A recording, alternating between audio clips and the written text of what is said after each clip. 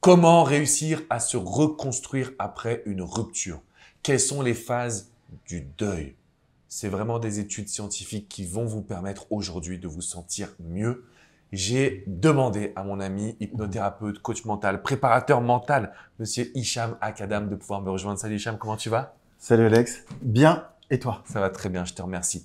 Alors, si vous suivez ma chaîne depuis un petit moment, vous le connaissez. Si vous l'avez peut-être vu en conférence également, il va nous parler du cerveau, mais surtout de comment se reconstruire après un événement aussi douloureux. Juste avant de le laisser parler, on n'oublie pas les amis de mettre un énorme pouce bleu. Abonnez-vous à cette chaîne YouTube, vous allez recevoir toutes mes vidéos dans vos boîtes mail pour vous sortir de cette situation de mal-être. Hicham, on n'en avait jamais parlé encore sur cette chaîne YouTube de manière globale. Je sais que toi, tu es expert justement. Est-ce que tu peux nous parler, déjà tu peux nous présenter un petit peu ton parcours, mais surtout nous présenter cette notion de reconstruction après une rupture, phase de deuil, en quoi c'est important? Ok, alors je commence par mon parcours. Allez, vas-y, on y va. Ok, alors moi, vous m'avez connu en tant qu'hypnothérapeute. Et pourquoi je me suis lancé dans l'hypnothérapie? L'hypnothérapie, en fait, c'est un domaine de la psychologie qui va justement toucher le cerveau, et notamment toute la partie inconsciente. Et comme on a pu voir dans des vidéos qu'on a tournées ensemble, la partie inconsciente, c'est là où tu vas pouvoir avoir tes émotions, ton comportement et toutes les habitudes que tu mets en place. Et à chaque fois qu'on va mettre en place des habitudes, elles vont être stockées dans ce qu'on appelle l'inconscient. De manière générale, on est conscient seulement de 5 à 10% de ce qu'on fait.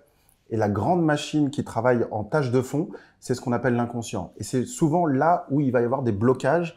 Et c'est à cet endroit précis qu'il va falloir justement débloquer les choses pour aller mieux.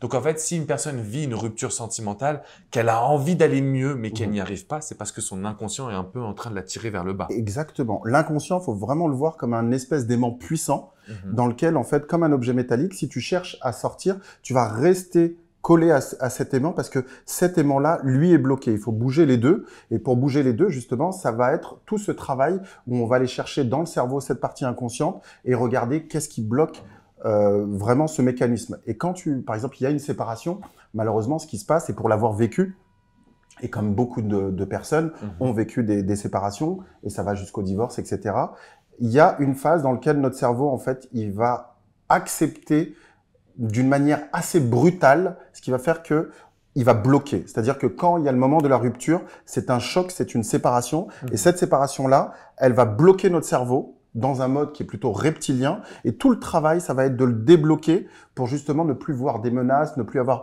les émotions qui vont découler comme la colère, la tristesse, etc. Elles sont liées à ce blocage. Et moi, j'ai travaillé justement sur toute cette partie, comment faire pour débloquer et pouvoir justement reprendre le cours de sa vie. Parce que si tu ne débloques pas, tu peux rester comme ça des années, rester bloqué, à ruminer par rapport à ton ex, à l'ancienne histoire que tu as vécue. Et en fait, ça vient toujours et ça revient toujours dans le cerveau. Pour toutes les personnes qui veulent récupérer leur ex, ce que vient de dire Hicham est extrêmement important. Ce que je veux vous transmettre par là, c'est que je vois des personnes qui viennent et qui me disent « Alex, ça fait 2 ans, 3 ans, 4 ans qu'on a rompu, mon ex ne revient pas. Est-ce que j'ai une chance ?» Si ça fait 2 ans, 3 ans, 4 ans que votre cerveau est bloqué, non seulement vous n'allez pas pouvoir récupérer votre ex parce que votre évolution ne sera pas totale, mais en plus vous allez continuer de souffrir. Donc il faut bien considérer que c'est pas forcément que le temps, c'est aussi les bonnes actions que vous allez mettre en place qui vont vous aider à aller de l'avant. Alors dans cette vidéo, je voulais qu'on parle justement de ces phases de deuil, c'est-à-dire le processus de deuil post-rupture, post-séparation. C'est quoi exactement? Alors, je vais le faire assez simplement. Il y a une psychologue qui s'appelle Elisabeth Kübler-Ross qui a défini des phases du deuil. Alors pourquoi on parle de deuil et de séparation? Parce qu'en fait, au niveau du cerveau, c'est le même procédé qui va se mettre en place. Dès qu'il y a une séparation, les phases du deuil sont obligatoires.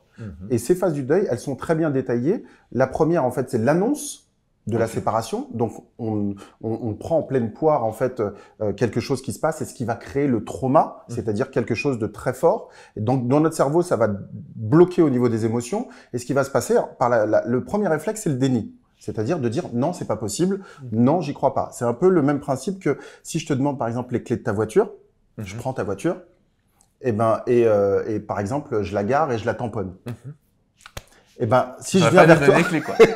si je viens vers toi, ton premier réflexe, ça va être non, c'est pas possible. Donc c'est une phase qui est obligatoire. Donc le déni, c'est non, c'est pas possible et j'y crois pas. Et une fois que cette phase elle passe, il va y avoir la colère. Parce que tu vas être énervé. Et tu vas être énervé contre moi. Donc la colère, il faut exprimer quelque chose. Ensuite, il va y avoir une phase de négociation où tu vas me dire « Non, mais est-ce que tu as juste tapé le pneu? Est-ce que tu as juste tapé la carrosserie? Est-ce que je peux récupérer ?» Et ensuite, une fois que tu vas voir que je l'ai vraiment éclaté, la voiture, tu vas tomber dans ce qu'on appelle dans de la tristesse. Et la tristesse, c'est le cheminement qui va faire que tu vas te détacher. Et une fois que tu as accepté, tu vas pouvoir te relever. Et on arrive dans la dernière phase qui est l'acceptation. Donc les phases, c'est l'annonce. 1. 2, il va y avoir le déni. 3, il va y avoir la colère. 4, il va y avoir une espèce de négociation où on va commencer à se dire est-ce que c'est récupérable, pas récupérable, et la 5, ça va être la tristesse. Il faut faire attention, dans cette phase de tristesse, on peut aller d'une déprime, une tristesse, mais ça peut aller à la dépression. Donc la dépression, là, il faut vraiment aller consulter. Et la dépression, elle va durer. Si vous restez trop longtemps dans cette phase-là, vous allez tomber dans une dépression et le monde va changer à travers vous, à travers ce que vous regardez. Tout va devenir noir entre guillemets et on va être, j'allais dire, au fond du gouffre. Et ensuite, à la fin de cette phase-là, vous allez pouvoir vous relever et passer à l'acceptation et pouvoir passer à autre chose. Alors pour revenir sur le premier point qu'on a vu ensemble, c'est-à-dire cette notion de après une rupture, c'est comme un processus de deuil. Oui. Ça a été prouvé scientifiquement que quand on vit une rupture sentimentale ou quand on vit la perte d'un être cher, ça revient à la même émotion ou c'est au même processus de reconstruction d'une certaine façon? En fait, le cerveau, lui, ce qu'il fait, c'est que quand on est en couple, on est attaché à quelqu'un, on est amoureux, amoureuse, et ce qui se passe, c'est que notre cerveau, il y a un peu le système de la récompense qui se met en place. C'est-à-dire que voilà, je suis amoureux, je veux appeler mon compagnon ou ma compagne. Et le fait de l'appeler, j'ai ce circuit qui est à l'intérieur de moi qui fait que je l'ai à l'autre bout du téléphone, je suis content. Le jour où ça s'arrête, j'appelle, il n'y a plus personne qui répond. Et en fait, je passe dans un mode un peu comme addict. Et je me dis, j'ai plus cette substance qui est au niveau du cerveau qui va lâcher en fait cette dopamine en fait qui va faire justement que quand j'appelle, je reçois quelque chose, je l'ai plus et mes émotions, elles vont rentrer dans la danse pour me dire, il y a quelque chose qui se passe mal, il faut que je fasse quelque chose. Et toutes ces émotions là, elles prennent le dessus. Donc, il y a le cerveau reptilien. Au-dessus, il y a juste le cerveau émotionnel. Et le cerveau émotionnel, il va y avoir de la colère, de la tristesse, de la culpabilité, de la jalousie. Tout va être un bordel à l'intérieur. Et on ne peut plus toucher la troisième phase, qui est la phase du cerveau qui permet, le néocortex devant, qui permet de réfléchir et de prendre du recul. On est bloqué et on n'arrivera pas à aller à ce troisième étage pour justement prendre du recul. Et les émotions, pour revenir à ta question, par rapport aux phases du deuil, elles vont suivre ce cycle-là. C'est-à-dire que toute émotion a besoin de passer dans ce cycle-là. Tout événement, tu es obligé de passer par toutes ces phases-là. On le vit tous les jours. Sauf que quand c'est le deuil, notre cerveau est tellement profondément meurtri et la douleur qui reste bloquée. Mais il suffit d'avoir, par exemple, vous allez rater votre bus, vous passez en une fraction de seconde là-dedans et en fait, ça passe tellement vite que vous faites pas attention. C'est-à-dire que le bus est passé, vous pouvez passer en colère et au bout d'un moment, vous dites ok, je vais prendre l'autre bus. Mais quand il s'agit de ta relation que tu as eu depuis des années et pour laquelle tu as mis une intensité émotionnelle très forte, c'est-à-dire qu'une relation, tu as pris l'habitude avec quelqu'un, de vivre avec quelqu'un, d'avoir une intimité avec quelqu'un, du jour au lendemain, on te l'enlève, c'est pas la même chose que de rater ton bus. Donc l'intensité émotionnelle n'est pas la même. Et à partir de là, dans ton cerveau, il va chercher à rattraper, à revenir un peu dans le passé et à retrouver son état initial dans lequel il était paisible. Sauf que là, vous passez d'un état qui est ici stable, il va falloir trouver un autre état stable ailleurs. Revenir à l'état stable initial, c'est juste impossible. Et c'est ce qui crée la douleur. Ok. Alors du coup, moi, je me pose la question quand je t'écoute comme ça, justement, et d'ailleurs, merci pour ces explications. Donc là, les amis, en fait, on est vraiment en train d'aller dans profondeur dans ce sujet parce qu'on sait que vous souffrez. Une rupture amoureuse, comme vient de le dire Hicham, c'est extrêmement dramatique, c'est un coup d'arrêt à notre quotidien. On a l'impression finalement de devoir se reconstruire de zéro. Est-ce que pour aller mieux, pour se reconstruire après une rupture, il faut que j'enchaîne les phases le plus vite possible, comme ça j'arrive à cette phase d'acceptation? Quelle est ta vision par rapport à ça? On sait qu'il y a 5 étapes, 5, 6, 7, peu importe, tu vois, puisqu'on prend le temps. Mais qu'est-ce qui est important de faire quand on est en train de regarder cette vidéo? 1, c'est de prendre conscience qu'on va rentrer dans un cycle. Ok. D'accord? Une fois que déjà, prise de conscience. 1, c'est la prise de conscience. Et ça, c'est primordial, c'est de comprendre qu'on va rentrer dans un cycle. Et l'idée, c'est pas de se dire, voilà, je veux sortir tout de suite. C'est non, je vais faire toutes ces étapes-là. Et en fait, en fonction de là où vous êtes dans votre rupture, vous allez être peut-être dans la tristesse, d'autres vont être dans la colère, dans la jalousie. Le but, c'est de traverser toutes ces étapes et de les verrouiller. C'est-à-dire que quand on passe dans cette étape-là, on la verrouille, on retourne pas dedans. Et on passe dans toutes, et c'est très bien de passer dans la colère, et c'est très bien de passer dans la tristesse, etc. C'est des phases qui sont obligatoires. Si vous en zappez une, entre guillemets, dites-vous qu'elle va rester coincée quelque part, et un jour, on va peut-être vous rappeler et vous allez retomber dans une phase de négociation. Et si ça revenait, et si, etc. Et vous n'avez pas terminé votre cycle. Et pour moi, le plus important, je dirais en termes de durée, c'est plutôt de les faire, de passer de prendre conscience qu'il y a tout ce cycle et de les faire une par une. Parce que si vous en loupez, entre guillemets, une, ça peut passer, il y a une chance sur 100 où il n'y aura pas de souci. Mais en tâche de fond, l'émotion, tout le travail, c'est de faire passer l'émotion.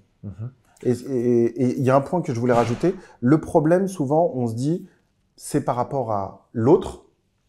Et en fait, c'est pas par rapport à l'autre. C'est votre fonctionnement du cerveau qui fait que votre rupture va durer plus ou moins longtemps. Alors, je voudrais rebondir sur, parce que c'est un conseil que je donne souvent aux personnes que je vais coacher, vraiment au téléphone. Parfois, j'en parle dans mes vidéos. Il y a une étude scientifique qui a été réalisée en Angleterre qui dit que pour réussir à aller mieux dans une rupture, il faut revenir sur les moments compliqués, les défauts de la personne qu'on a comme ex. En gros, il faut critiquer son ex. Je vais résumer ça en une phrase. Donc, je me dis mon ex est un petit con, je me dis mon ex ne me mérite pas, mon ex, de toute façon, il savait pas cuisiner, elle ne savait pas me donner de l'amour, etc. Et pour moi, je trouvais finalement que c'était intéressant d'utiliser cette étude scientifique pour passer de la phase de déni à la phase de colère. Au lieu de se dire c'est pas possible, c'est pas possible, c'est pas possible, si je me dis de toute façon, c'est il ou elle qui ne me mérite pas. Je vois plus de résultats chez mes coachés. Donc, en gros, ils récupèrent leur ex plus facilement. Ils vont mieux. Et en fait, ils se remettent dans une nouvelle énergie. Mais pour moi, donc, tel que je t'écoute, je me dirais, en fait, c'est logique parce qu'on passe du déni à la colère rapidement, facilement. Et ça permet d'avancer vers l'acceptation. Exact. Et là, tu as entièrement raison parce que le but, c'est, dites-vous, c'est comme un marathon. Vous avancez. Le but, c'est de ne pas rester bloqué dans une étape. Parce que si vous restez donc bloqué dans une étape, vous allez en faire votre zone de confort. Donc, il y a des gens, vous allez voir, ils sont dans la tristesse ou dans la colère ou etc. Eh ben, ils restent dedans. Et dès qu'ils vont parler, dès qu'ils vont se mettre dans une nouvelle relation, dès qu'il va y avoir, ça va toujours être de la colère, ça va toujours être de la tristesse, etc. Et là, comme tu dis, le fait de passer de déni, c'est non, j'accepte pas en fait. Ouais, non, c'est pas possible. C'est pas possible. Il a gâché mon futur ou elle a gâché mon futur. J'avais envisagé d'avoir des enfants, une maison, etc. Et là, c'est plus possible. Là, ce que vous devez comprendre, et je trouve que ce que tu fais est vraiment excellent, c'est que il faut avancer. Et le fait d'orienter et de dire, voilà. Mon ex, lui, c'est un salaud, etc. On passe à l'étape d'après.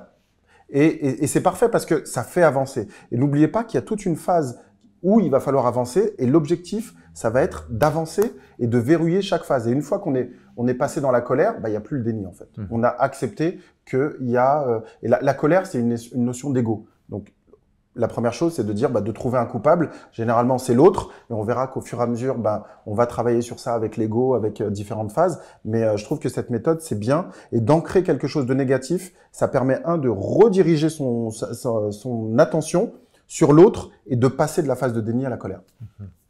Donc là, les amis, on va essayer de mettre en place cet exercice. Ce que je vous demande aussi, c'est de mettre dans les commentaires juste en dessous, est-ce que vous voulez qu'on fasse une vidéo sur chaque phase pour justement aller en profondeur? Parce que parfois, vous êtes dans une situation, vous êtes dans un brouillard, vous êtes perdu, vous vous posez 1 milliard de questions.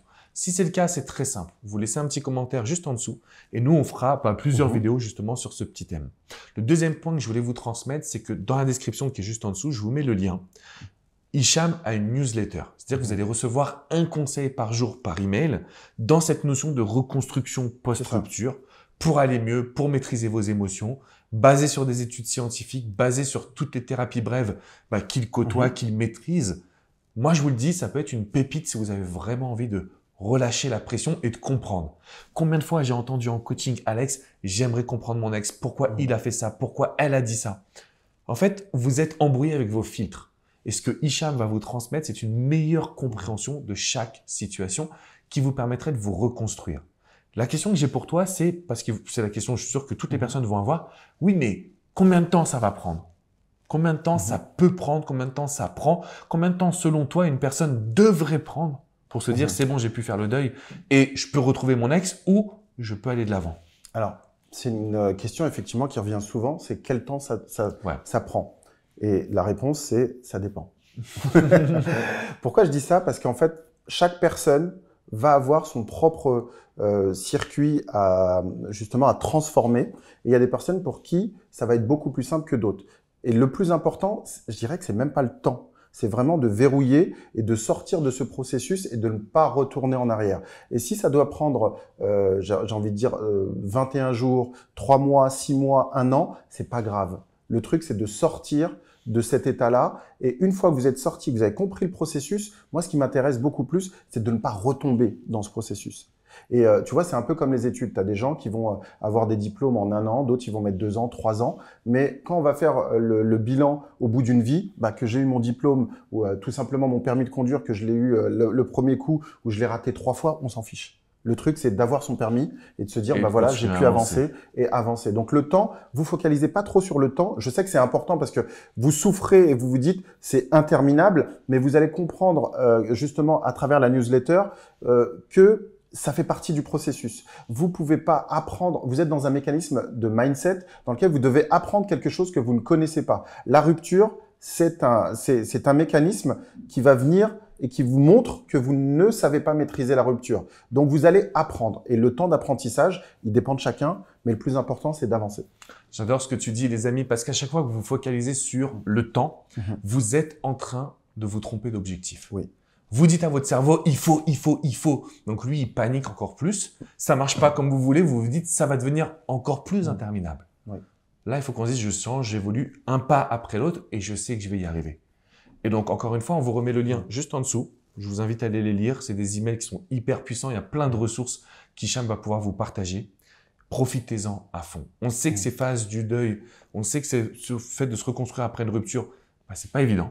Non. C'est pas évident. C'est l'un des plus grands challenges pour un être humain. Et en même temps, dans chaque grand challenge, il y a une source finalement d'opportunité d'apprendre à se connaître, d'être encore plus fort, de définir ce qui est important pour vous. Et si c'est récupérer votre ex, c'est OK.